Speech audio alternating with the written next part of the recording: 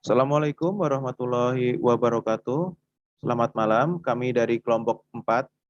Kami yang terdiri dari saya sendiri, Ilham Yoga Yulianto, Muhammad Reynaldi, dan Ali Rohman Zarkasi akan menyampaikan atau mempresentasikan yaitu ukuran penyebaran data. Nah, yang mana ukuran penyebaran data meliputi tentang timbang rata-rata, standar deviasi, jangkauan kuartil, dan jangkauan presentil. Yang pertama, kita akan membahas tentang simpang rata-rata. Simpang rata-rata termasuk ke dalam ukuran penyebaran data seperti halnya varian dan standar deviasi. Kegunaannya ialah untuk mengetahui seberapa jauh nilai data yang telah menyimpang dari rata-rata yang sebenarnya. Di sini kita akan menganalisis tentang simpang rata-rata data kelompok, yang mana nanti data tersebut meliputi yaitu data kelompok dengan rumus yaitu SR sama dengan 1/N sigma K I sama dengan 1 FI dalam kurung XI min X bar tutup kurung. Nah, di sini keterangannya yaitu N sama dengan jumlah seluruh frekuensi. I yaitu sama dengan frekuensi kelas atau kelas 1 ya. Lalu XI sama dengan nilai tengah kelas. Sedangkan X sama dengan nilai rata-rata dan K sama dengan banyaknya nilai interval. Yang kedua, ada yang namanya standar deviasi. Nah, di sini standar deviasi adalah nilai statistik yang dipakai guna menentukan seberapa dekat data dari suatu sampel statistik dengan data mean atau rata-rata data tersebut. Nah, di sini kita juga menggunakan rumus standar deviasi data kelompok, yaitu dengan rumus S sama dengan akar sigma F1 dalam kurung XI min X bar tutup kurung kuadrat per N. Nah, di sini S yaitu standar deviasi, FI yaitu frekuensi kelompok, XI yaitu sama dengan nilai tengah, X bar nilai rata-rata data, dan N jumlah data. 3. Jangkauan kuartil. Jangkauan biasanya disebut juga dengan range atau rentang. Jangkauan dinyatakan dengan huruf J. Jangkauan adalah selisih dari data atau datum terbesar dikurangi data atau datum terkecil. Jangkauan antar kuartil dinamakan juga rentang antar kuartil atau hamparan. Jangkauan antar kuartil merupakan selisih antara kuartil atas atau Q3 dan kuartil bawah atau Q1. Jangkauan antar kuartil. Rumusnya adalah H sama dengan Q3 dikurang Q1. H itu jangkauan antar kuartil, Q3 sama dengan kuartil atas, dan Q1 kuartil bawah.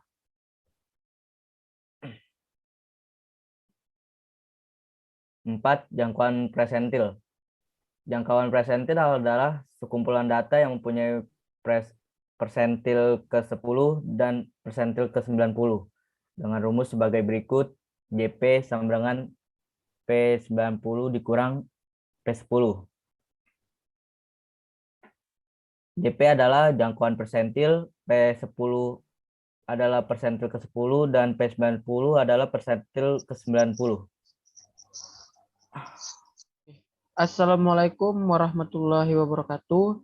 Saya Muhammad Rinaldi akan melanjutkan presentasi dari kelompok saya, yaitu untuk menghitung simpangan rata-rata, standar deviasi, jangkauan kuartil, dan jangkauan persentil dengan menggunakan Microsoft Excel.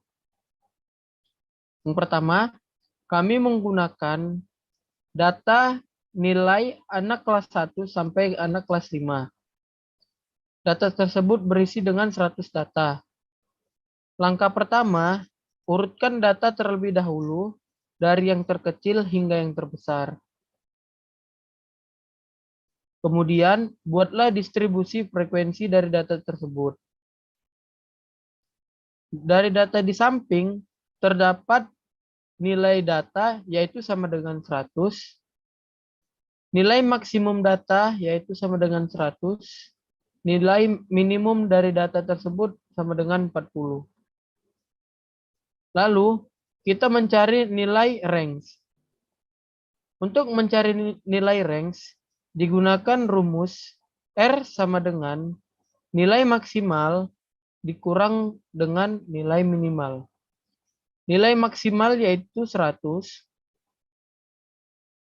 dikurang dengan nilai minimal yaitu 40. Sama dengan 60. Jadi nilai range sama dengan 60. Selanjutnya, untuk mencari banyaknya kelas, kita menggunakan rumus K sama dengan 1 ditambah 3,3 log N. K sama dengan 1 ditambah 3,3 log N. Log N yaitu 100, karena data yang kita gunakan 100, maka K sama dengan 1 tambah 3,3 log 100 sama dengan 2. Berarti 3,3 dikali 2. Mendapatkan nilai K sama dengan 1 ditambah 6,6.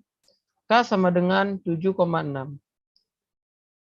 K sama dengan 8, maka kita genapkan nilai 7,6 ini digenapkan menjadi 8. Kemudian kita mencari nilai interval. Untuk mencari nilai interval, maka I sama dengan range dibagi dengan kelas. Nilai range yaitu 60 dibagi dengan nilai kelas yaitu 8. 60 dibagi 8 sama dengan 7,5. Maka digenapkanlah nilai 7,5 ini menjadi 8. Baik, saya Ilham Yoga Yulianto akan meneruskan yaitu perhitungan dari simpang rata-rata. Nah, di sini interval ya kita udah dapat dari distribusi frekuensi tadi. Lalu F1-nya atau frekuensi kita juga udah mendapatkannya di situ di distribusi frekuensi. Lalu kita nanti akan mencari yaitu perhitungan rumus FI kali XI ya, karena XI-nya tadi juga sudah kita dapatkan di distribusi frekuensi. Nah, rumus dari FI kali XI yaitu dengan rumus seperti ini ya. Rumusnya yaitu FI dikalikan dengan XI. Nah, maka akan mendapatkan jumlah yaitu seperti ini atau angka seperti ini. Nah, nanti rumus tersebut bisa kita aplikasikan ke tabel-tabel berikutnya. Lalu selanjutnya kita akan mencari rumus dari XI min X bar. Nah, di sini X bar kita bisa menggunakannya atau mencarinya dengan rumus yaitu jumlah dari FI, ya jumlah dari keseluruhan ini, FI X XI, yaitu jika kita jumlahkan, maka akan mendapatkan nilai yaitu 8.464. Nah, ini kita bisa bagikan dengan jumlah dari frekuensi, yaitu 100. Jadi, 8.464 dibagi 100, maka hasilnya akan terdapat yaitu X bar, yaitu 84,64. Nah, di sini kita bisa mencarinya dengan rumus absolut, karena X bar atau XI min X bar ini kan nilai mutlak, maka kita bisa menggunakan perhitungan atau rumus absolut. Setelah itu kita akan mencari yaitu FI kali XI min X bar. dengan rumus seperti ini. Rumusnya yaitu F1 ya, F1 kali nilai dari XI min X bar. Jadi F1 kali XI min X bar. Maka akan terdapat atau akan menghasilkan angka seperti ini. Dan kita bisa mengaplikasikannya ke tabel-tabel berikutnya. Nah, tabel-tabel berikutnya ini kita jumlah untuk mendapatkan jumlah dari FI X kali XI min X bar, yaitu mendapatkan jumlah 1263,73. Seperti itu. Untuk simpang rata-rata, kita bisa menggunakan rumus, yaitu jumlah, ya, yaitu jumlah dari FI kali XI min X bar, jumlah dari itu, lalu dibagi dibagi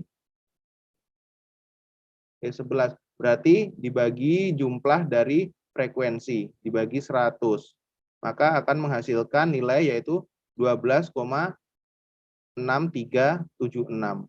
Nah, itu tadi perhitungan dari simpang rata-rata.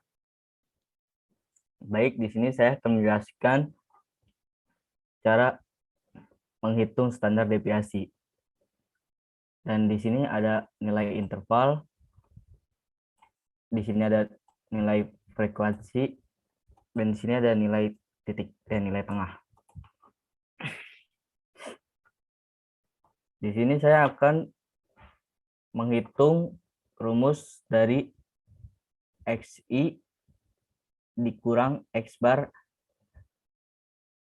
pangkat 2. Dan rumusnya seperti ini. Sama dengan dalam kurung M4 dikurang C14 tutup kurung pangkat 2. Dan hasilnya akan seperti ini. Dan jika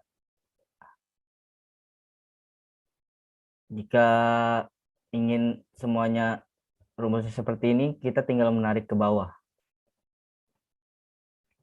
Dan setelah itu, untuk menghitung rumus FI dikali tutup kurung XI dikurang X bar tutup kurung. Dan cara penghitungan rumusnya seperti ini, sama dengan buka kurung D4 dikali G4 tutup kurung, dan hasilnya seperti ini. Dan untuk ke bawahnya tinggal ditarik saja seperti ini. Maka akan rumus dari atas ke bawah akan sama.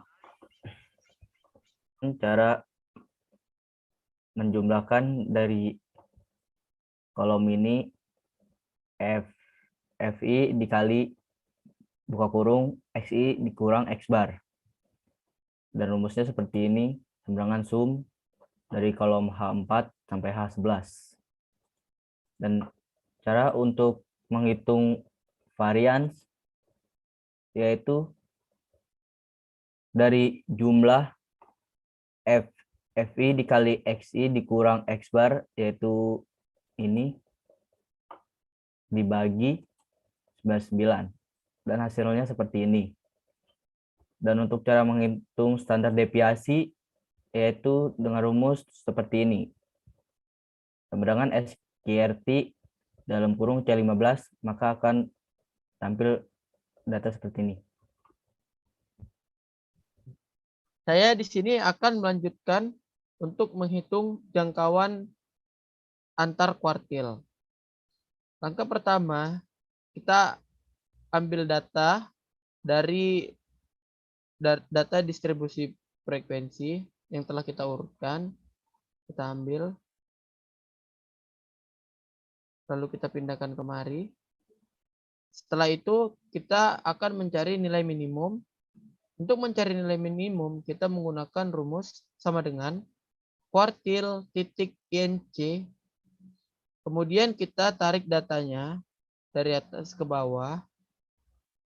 Setelah kita tarik, titik koma, kemudian kita pilih yang 0 atau minimum value. Kita pilih.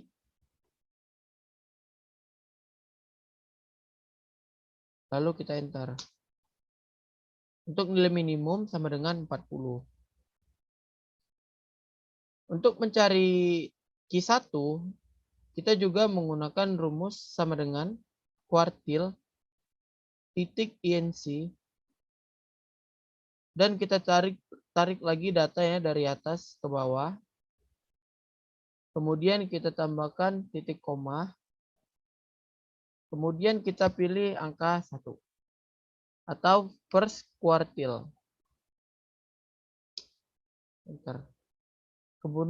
Kemudian untuk mencari nilai Q2, kita menggunakan rumus yang sama dengan kuartil titik INC, buka kurung, kita tarik lagi data dari atas sampai ke bawah, kemudian titik 2, kita pilih yang kedua atau median value.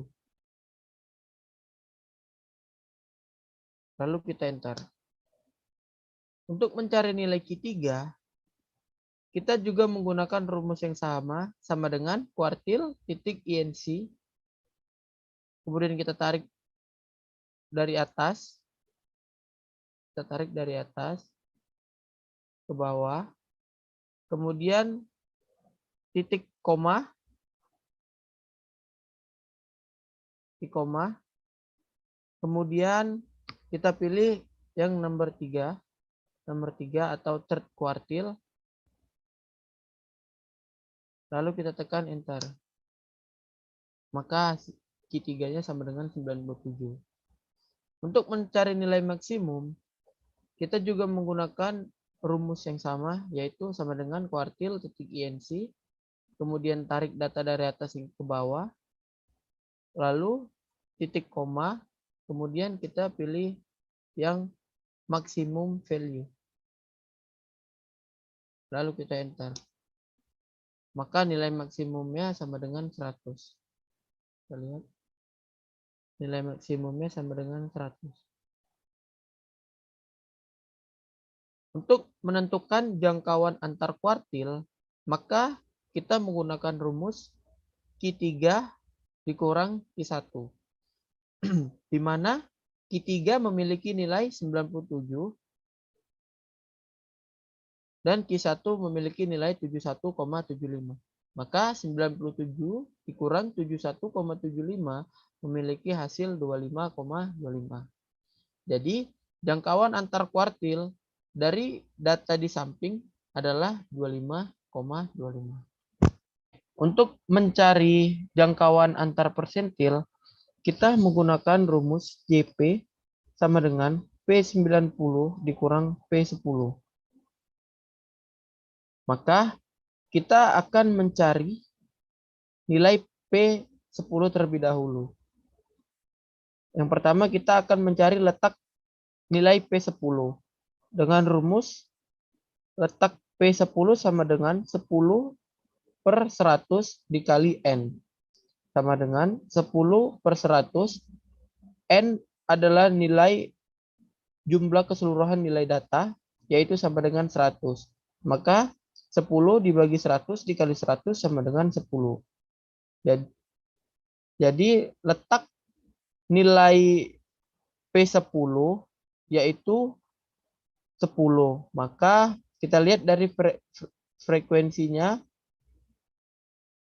frekuensi kumulatifnya, kita lihat untuk mencari nilai jangkauan antar persentil, kita di sini menggunakan rumus JP sama dengan P90 dikurang P10. Yang pertama kita akan mencari nilai P10. Sebelum mencari nilai P10, kita mencari dulu nilai frekuensi kumulatif. Untuk mendapatkan nilai frekuensi kumulatif, kita menggunakan cara frekuensi ini kan dua nih, frekuensi ini akan dipindah ke kanan dulu, terlebih dahulu ke kanan. Kemudian untuk mendapatkan nilai frekuensi kumulatif yang di bawah ini, maka nilai frekuensi kumulatif ditambah dengan nilai frekuensi yang di bawah sini. 2 ditambah 4 sama dengan 6. Kemudian 6 ditambah 5 sama dengan 11. Kemudian 11 ditambah 4 sama dengan 25. Kemudian 25 ditambah 4 sama dengan 29. Kemudian 29 ditambah 13 sama dengan 42. 42 ditambah 22 sama dengan 64. Kemudian 64 ditambah 36 sama dengan 100. Maka frekuensinya mempunyai nilai 100 dan juga frekuensi kumulatifnya memiliki nilai 100. Setelah itu kita akan mencari letak P10. Untuk mencari letak nilai P10 kita menggunakan rumus P10 sama dengan 10 dibagi 100 dikali N. N tersebut merupakan jumlah nilai frekuensi. Nilai frekuensinya terdapat 100. Maka P10 sama dengan 10 dibagi 100 dikali 100. Sama dengan 10. Kita akan mencari nilai tepi bawah kelas untuk P10. Maka kita lihat dari frekuensi kumulatifnya. Yang terdapat nilai di dalamnya yaitu nilai 10. Pertama kita lihat dari yang atas. Yang atas memiliki frekuensi kumulatif 2. Tentu nilai 10 tidak terdapat dari nilai 2. Kemudian kita lihat ke bawah. Terdapat nilai 6. Maka di baris kedua ini tidak terdapat nilai 10. Kemudian kita lihat yang ketiga. Dari frekuensi baris ketiga, kita lihat dia memiliki nilai 11. Maka nilai 11 tersebut berarti kan memiliki angka mulai dari 10. Memiliki angka dari 7, 8, 9, 10, 11, 12, sampai 11.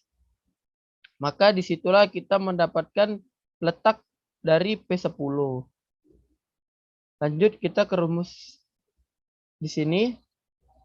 P10 sama dengan tepi bawah kelas sama dengan 10 per 100 dikali N dikurang FK dibagi FP dikali P.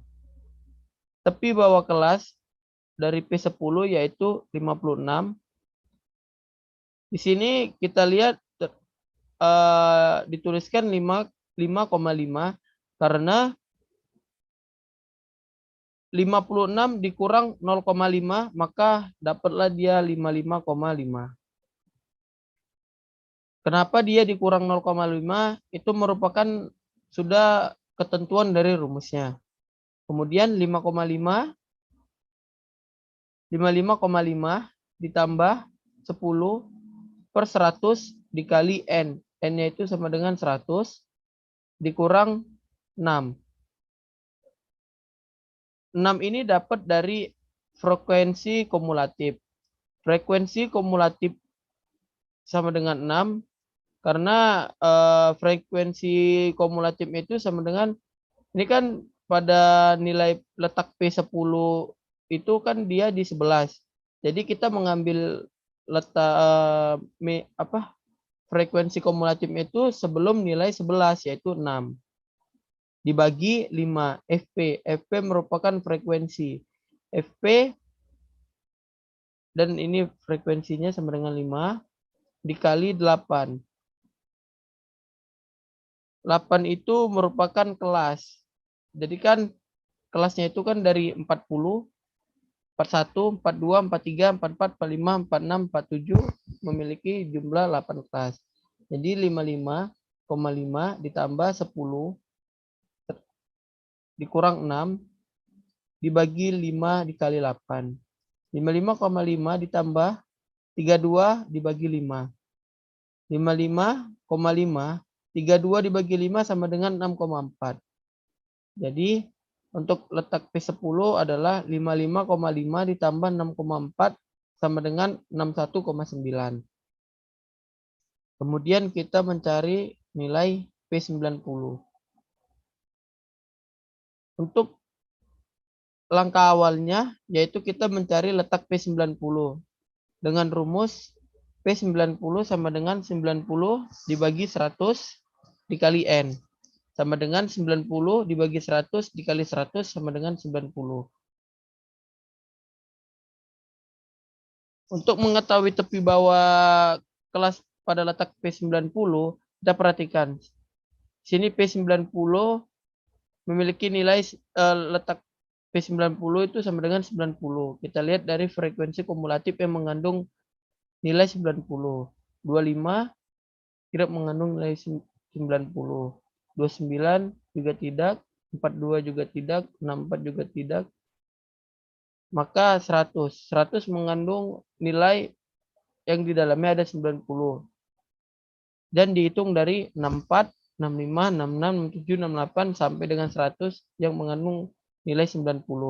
Maka di sini diketahuilah letak batas kelas bawah dari P90 sama dengan 96. Maka untuk mencari P90 sama dengan TB sama dengan 90 per 100 dikali N dikurang FK dibagi FP dikali P. Karena di sini 96 maka kita kurangkan 0,5 menjadi 95,5 ditambah 90 per 100 dikali N sama dengan 100 dikurang 64. 64 ini dapat nilai frekuensi kumulatif sebelum. Jadi sebelum adanya nilai 90 di 100 ini berarti kan nilainya 64. Berarti kita kurangkan 64 per 36. 36 ini dapat dari frekuensi dari letak P90 itu di frekuensi 36. Dikali 8. 8 ini merupakan batas kelas antara 40 sampai 47. Terus 95,5 ditambah 90 dikurang 64 dibagi 36 dikali 8. 95,5 90 ditambah 208 dibagi 36. 95,5 208 dibagi 36 sama dengan 50,7.